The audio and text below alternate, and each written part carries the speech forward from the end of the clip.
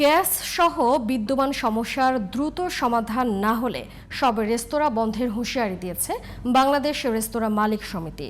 জাতীয় সংসদ নির্বাচন সামনে রেখে রাজনৈতিক দলগুলোর কাছে এ বিষয়ে সুনির্দিষ্ট প্রতিশ্রুতির দাবি করেছেন তারা।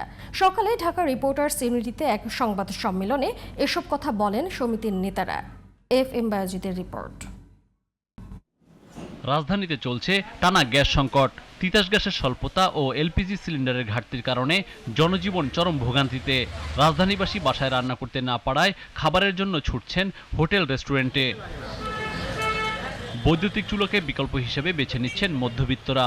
আর ভাগ্যক্রমে সিলিন্ডার মিললেও গুনতে হচ্ছে প্রায় দ্বিগুণ দাম। গত এক সপ্তাহে রাজধানীর বিভিন্ন এলাকায় ভোগান্তির চিত্র প্রায় একই।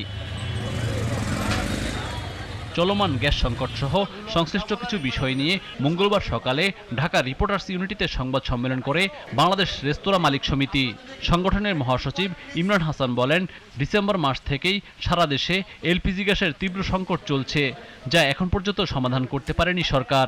গত ডিসেম্বর মাস থেকে সারা দেশে পাইপলাইন থেকে শুরু করে এলপিজি পর্যন্ত ভয়ঙ্কর সংকটে আছি। এই সংকটে এখন পর্যন্ত বর্তমান সরকার কার্যকর সমাধান করতে ব্যর্থ। কিছু অসাধু ব্যবসায়ী ও আমলাদের যোগসাজশে আমদানি করা এলপিজি গ্যাসের ব্যবসা বেসরকারি সিন্ডিকেটের হাতে তুলে দেওয়া হয়েছে, যারা একচেটিয়া ব্যবসা করছে বলে অভিযোগ করেন ইমরান হাসান।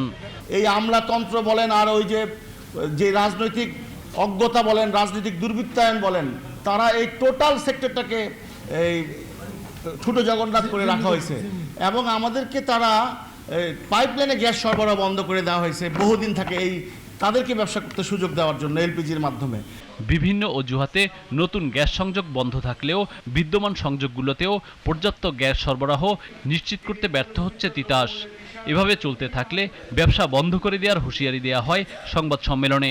এলপিজি পাওয়া যাচ্ছে 1253 টাকা সরকারি রেটের গ্যাস আমরা 3000 টাকা পর্যন্ত দিয়ে কিনেছি।